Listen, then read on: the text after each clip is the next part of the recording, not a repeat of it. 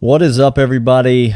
Tough day for the University of Georgia football program. Tragedy among the staff, among the student athletes. We're going to talk about that and then get into some other coaching staff issues and some basketball talk.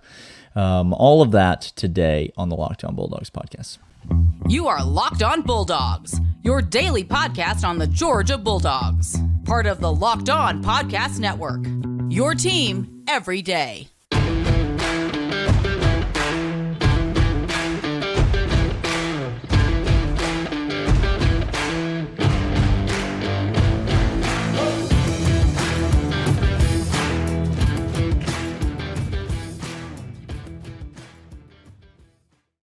Welcome back, everybody. This is Locked On Bulldogs, part of the Locked On Podcast Network, your team every day.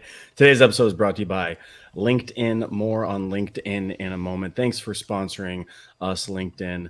If you're over on audio, thanks for subscribing. If you're not over on audio, get over there. We've seen an influx of all y'all. We've seen a lot of followers over on YouTube. Hit that subscribe button, leave a 5-star rating or review, interact with us.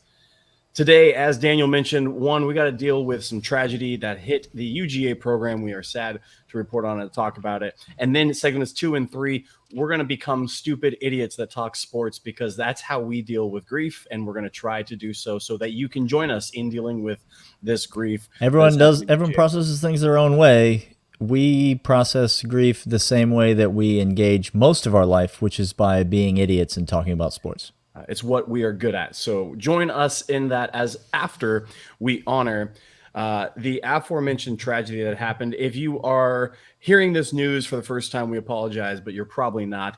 Devin, Willock, and Chandler LeCroy involved in a accident that actually had a couple other people who are part of the program in the car, a 4-person single car accident that happened over the weekend after the celebration parade that took place. And sadly, Devin and Chandler have both lost their lives in this horrific tragedy. So first and foremost, I put up on Twitter, we want you guys to know if you hear ways that we can serve and help both these families as well as players, let us know. All the trolls out on the internet, ignore them, literally block them, mute them, move away from them. Don't touch them with a 10-foot pole. But from all accounts, Daniel, as we read about these two, we were watching videos and we were regaled with photos. Apparently, Devin had a stupid smile, a goofy smile, what his teammates said. He just had this infectious laugh and this stupid grin that they loved having that big guy from New Jersey talk on the team. And then Chandler looked like she just loved her life being part of the athletics department, getting pies thrown on her head as they're doing recruiting visits and being fully engaged in this program. So today, UGA has lost 2 damn good dogs. Yeah, and it's tough because, as you mentioned, you're always going to get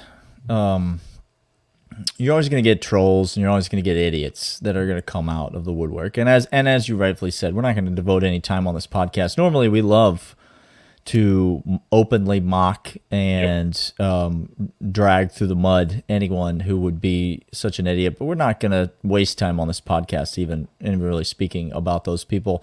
You should block them and you should rid your life of such nonsense because that kind of thing is not what you need. I don't know you, but I'm just going to speak that into your life. You don't need that in your life. And so you need to just rid your life of those types of people. But I think what you really see when this happens is you see the great thing about sports, why we like for our kids to participate in team activities and sports activities, why we've always been drawn to sports, why we played sports, why we like to cover sports is because the community and the camaraderie that's built across universities and institutions and fan bases is bigger than football. And you saw that today with this tragedy. You saw people, Florida fans, Tennessee fans, coaches in the SEC, Alabama fans, people that we have had a lot of fun poking at over the years, people coming out of the woodwork to offer condolences and to offer prayers to families, and that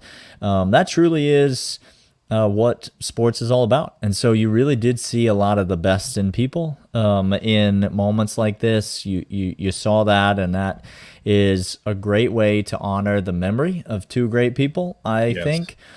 And then Um, uh, Chris Milton, Kendall Milton's father, posted on Twitter, and I think he summarized better. We retweeted, and he summarized better than we could.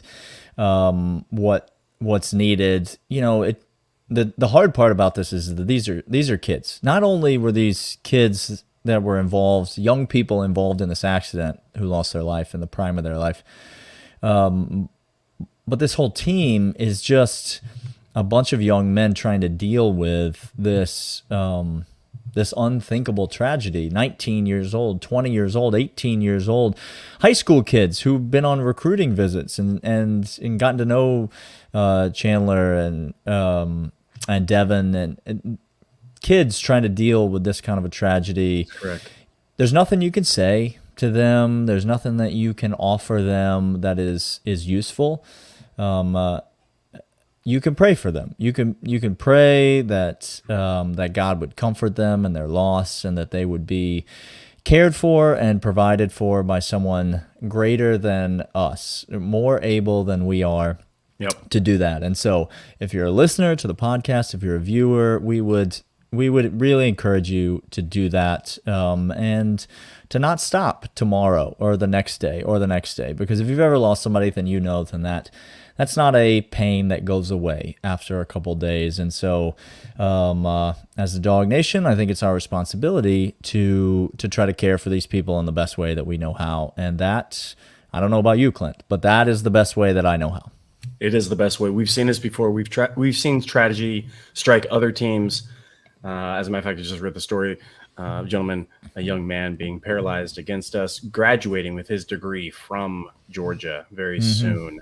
And this is, I mean, you can call it pie in the sky mentality. And Daniel and I are curmudgeon-y old men. But at the end of the day, this is why we like sports. Like this is the camaraderie. This is when Kirby says togetherness. This is going to be the medal. And yes, Father of Ballers, Mr. Milton says what we're all saying. These kids are just dealing with stuff. They are humans. You are not. They don't have anything beholden to you, fan. We are fans of them. They are humans. They have hearts and emotions. So let them grieve. We will remember Devin well as a damn good dog, and Chandler as a damn good dog, because they are part of that family. And that's always been represented from these players. If you look at what they're retweeting, they're talking about family. They're talking about brotherhood and sisterhood in this. So we encourage you to do the same. Remember them well. Get that negativity out, and continue to, exactly what Daniel said, continue to do so ongoing. So as we head into break, we're just going to do 5 seconds, moment of silence for Devin and Chandler, and then we'll be back on the other side of this.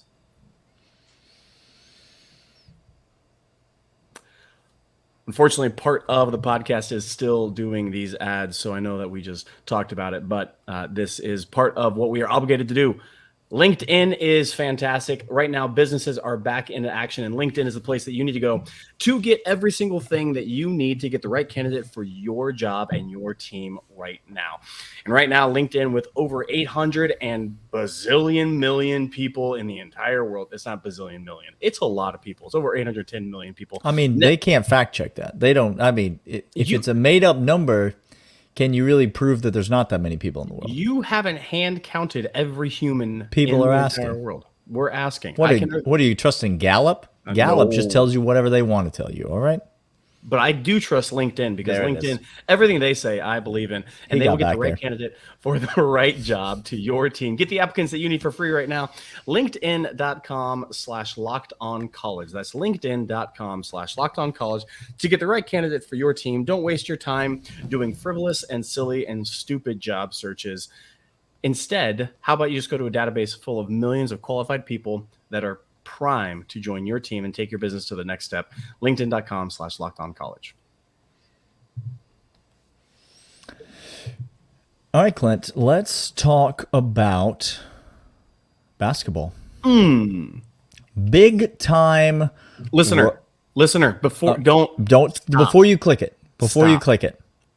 Keep listening. I, as a basketball hater for years, Tom Crean gave me a little bit of hope. Lord. And then he snatched it. He just stole it from me. Basketball fan, please become a I'm all in on the Mike White hype. I am back. I am 100% diving into these dogs on the hardwood. Also, we're talking about Glenn Schumann in the third segment, so if you stick need, around. That's so just I mean, come on just back for hang on, and hang on for that. He might go to Alabama.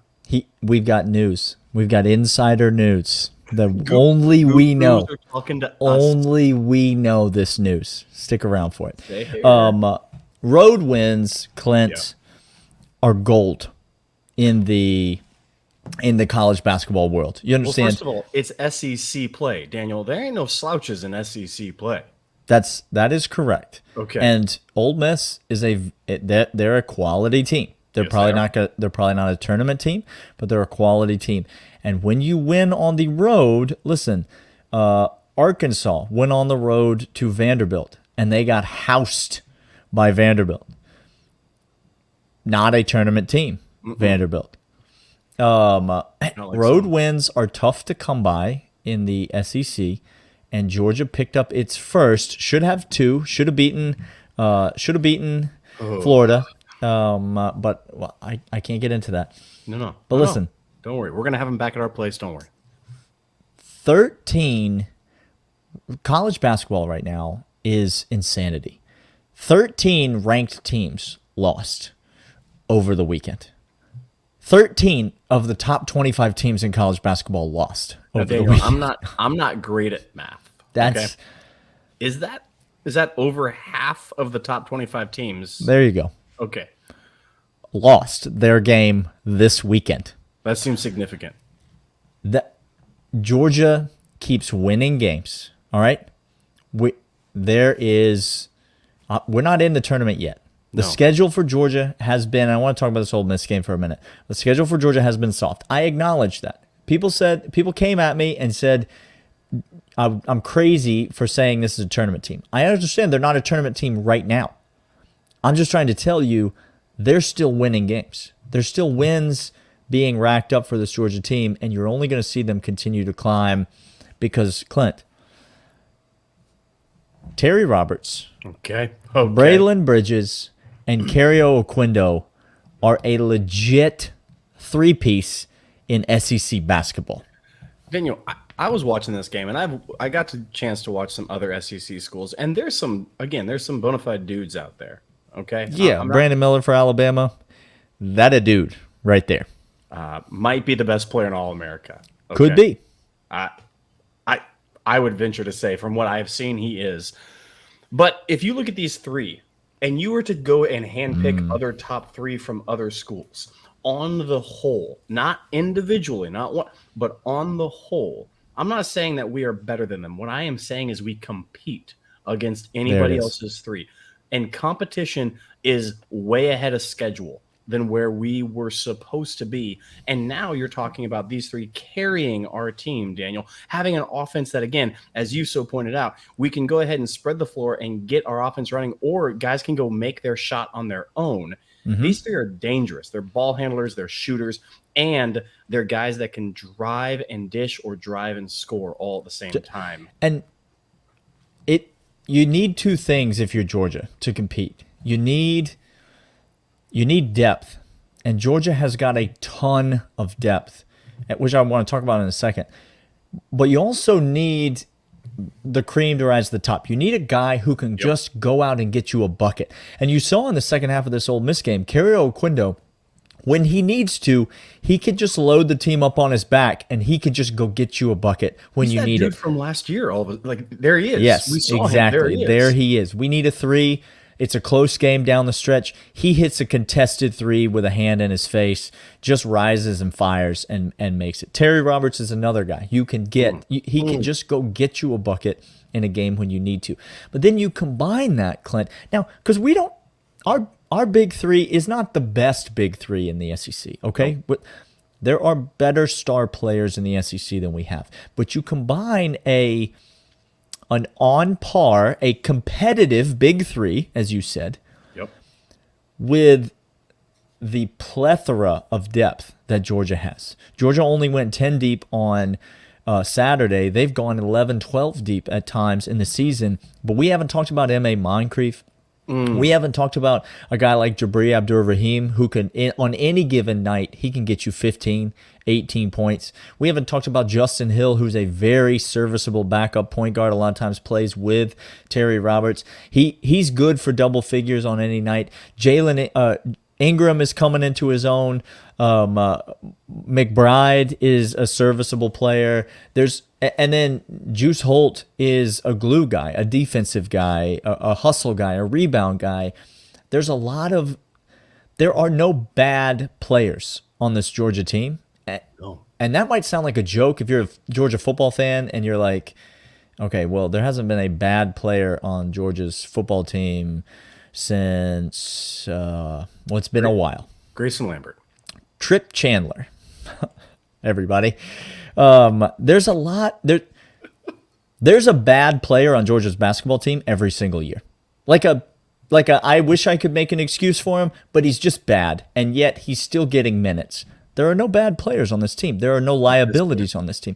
And people know their roles, and they're just living in their role, Clint. Yes, and this is what's so magical. And this is where, if you're a football fan, you need to start liking basketball, because this is how I equate it. When you take a coach that understands development and roles of players. Oh, coaching's involved. Interesting. That's when all of a sudden things get wildly interesting. A stew begins to form. All of a sudden that cream gets mixed in with that broth, and that cream comes together. You throw a potato just in there, you got a stew going. You got a stew going. Look, when Mike White knows what to do with pieces, knows what to do with roles and the pieces, and people stay in their lane and yet operate collectively, then all of a sudden it's a brand new ball game. We're not saying Aquindo, we saw he was a dude last year, a couple years ago. He couldn't do a dang thing in Tom Crean's offense because Tom Crean had no clue what to do with roles and people. There was a system that he wanted. Well, it's positionless basketball. Yeah, don't. Oh my. It's positionless basketball. I think the best thing about Tom Crean being fired was that I didn't have to pretend like I cared about that phrase any longer.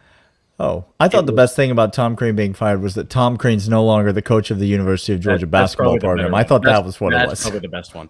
Okay. Mike White knows what to do with these guys. They know how to play within the system, and they are accentuating every aspect of his skill and talent development, and it's translating to wins. And so, yeah, absolutely. As this SEC schedule gets rolling, I expect us to be competitive in literally every game. Daniel, I don't look at this schedule and I don't think, man, we're going to get housed in this game. I think, no, I legitimately have a percentage that we can win. Like it's not over 50 in every of these games. I'm not saying that we have the favorite, but I'm looking at these. I'm like, we could win every single one of these games. Looking out here. I mean, Kentucky goes out and wins at Tennessee on Saturday, which Tennessee, very good at basketball. Very good.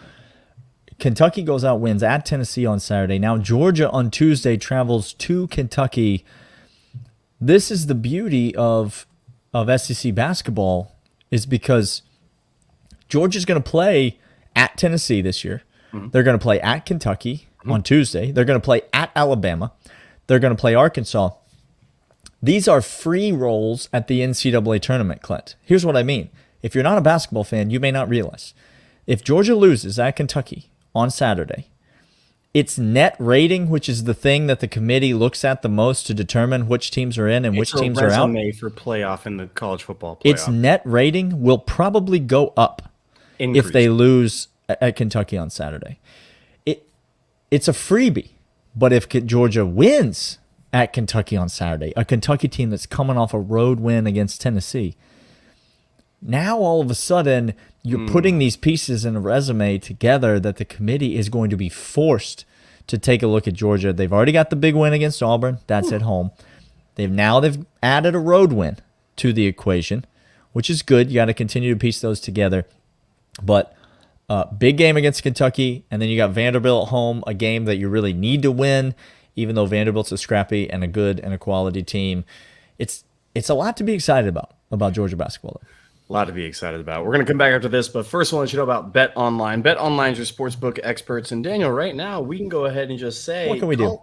College basketball is a hell of a time to be betting, and it's a lot of fun. 13 ranked teams lost, 10 of them lost to unranked teams. If you understand anything about our bets and our projections during the football season, we took favorites a lot, but if you want to understand about my philosophy on basketball betting, I'm hunting for those points. I want them, give them to me for Let days. me acquire them. What is that, a home team catching points? Yes, thank you very much. Come on over here. BetOnline is the official sportsbook experts of Locked On Bulldogs and Locked On Podcasts. Everywhere they have odds, news, and scores for every single thing that you want to do. Parlays, over-under, season win totals, MLB projections and futures coming out there. If you want go ahead and just put a Max Fried Cy Young bet down right now, you just go ahead and do that. You just whatever you can get for it. BetOnline, your sportsbook experts. Clint, do you remember when Auburn was trying to hire a head coach? I remember a lot, Daniel. I remember a lot of SEC schools in football trying to hire head coaches. They all try to hire head coaches. Do you know why they try to hire head coaches? Because they don't have Kirby Smart as their because Kirby has defeated them all. That's right. Okay. It's usually a fun time to just sit back with your popcorn and watch Auburn search for a head coach. Now, I say that not because Auburn's looking for a head coach, but because another school in Alabama is...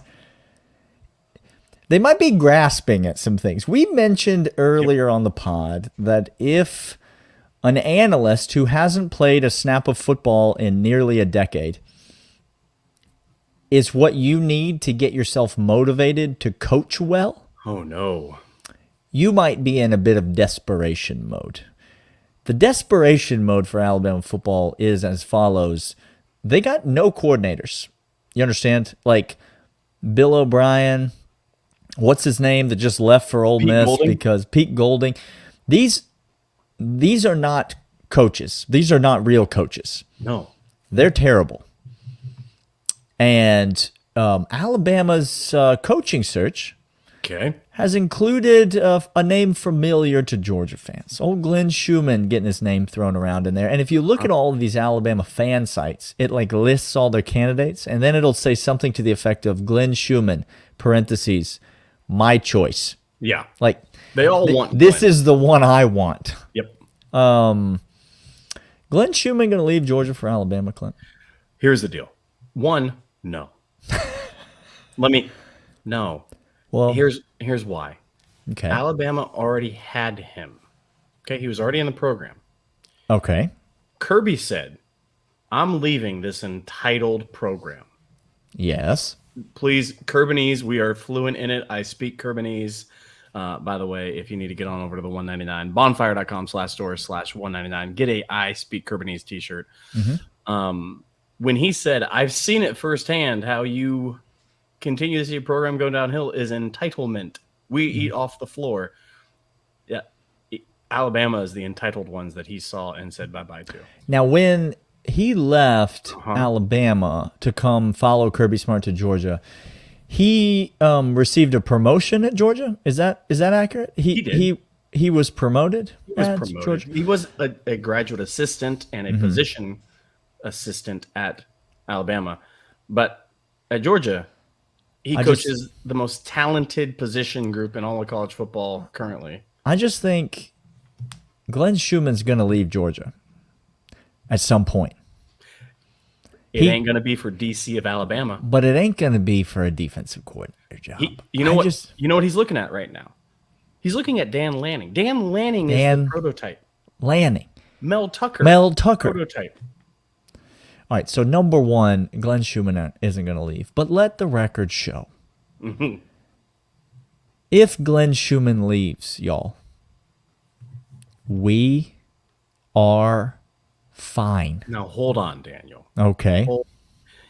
There ain't no way Georgia losing all them draft picks and all them position coaches and all them support. And you going to tell me they're going to go back and try to repeat?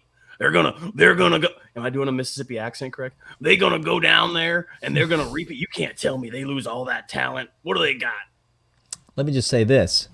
What if Glenn Schumann leaves and people say that And it's the best thing that ever happened to Georgia because Kirby Smart makes his kids believe that everybody thinks we're going to go 5-7, and then we come out with a chip on our shoulder and we win the national championships. Listen, Dan Lanning left, we fine. Mel Tucker left, we fine. Guess who's not leaving? The king. The king is seated on the throne. You understand what I'm trying to say? Scepter? He comfortable. He comfortable. That goblet runneth over. He comfortable, okay? So Glenn's going to leave one day. It's not going to be for Alabama, but even if it is, I'm not at all concerned about it. No. Because Georgia, we know who runs the show, and if there's one thing that Kirby Smart has proven that he does very well, it's hire defensive assistants. Listen to me. Name one.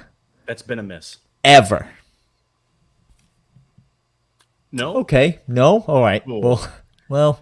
Because it's like this. It's almost like, now stop me, Daniel. It's almost like the man knows everything there is about defense in college football. It's almost like he made up modern defense in college football. And he knows what it takes to coach that. And so he's going to go find the right guy like he did when he brought Glenn over. And like he's going to do in 2 years when Glenn takes a head coaching position. Wherever he chooses to go and do so. Iowa State. I don't know where it's going to be. But he's going to get that job. And he's going to be good at it. He is. And to be fair, Alabama defensive coordinator is a good job. Their coach is 72 years old and on the brink of just ceasing to be. Yeah, no, and this is kind of like the weird thing. If you just look at Alabama, this is more the desperation mode. Mm-hmm. Nick Saban's is already in twilight years, golfing on the lake. He's already signed it in. He's trying to get ESPN to give him more commentator gigs, so he can make love to that camera with his eyes. Gosh, he loves that. Really getting into it. It's a good. Oh, go ahead. But secondly, look at what he has done with look at the offensive coordinator Bill O'Brien and the defensive coordinator Pete Golding. And you tell me Kirby has replaced Mel Tucker leaves, Dan Lanning comes in. Dan Lanning leaves, Glenn Shue comes in. Todd Monken comes in. Kirby has nailed every hire and developed and brought guys in from the system, from underneath, kept them in the wings. What has Alabama done? Has there been any development, not only player-wise, because I was told you had the two best players in all of college football and you couldn't even make the playoff. And now you had to go Bill O'Brien, an ex-Texan head I think coach. It's very obvious. The era in which Nick Saban develops young assistants is over. He's looking for a sure thing, a proven commodity, a Lane Kiffin who doesn't need any help, who's already got the offensive system down, and is just looking for a place to hang out for a year until he gets offered a better job. That's who Nick Saban's looking for. Alabama, of course, it's an attractive job. Okay? It's Alabama. I mean, the program, for crying out loud, was built by Kirby Smart. And so it's a well-run program. All right? Absolutely.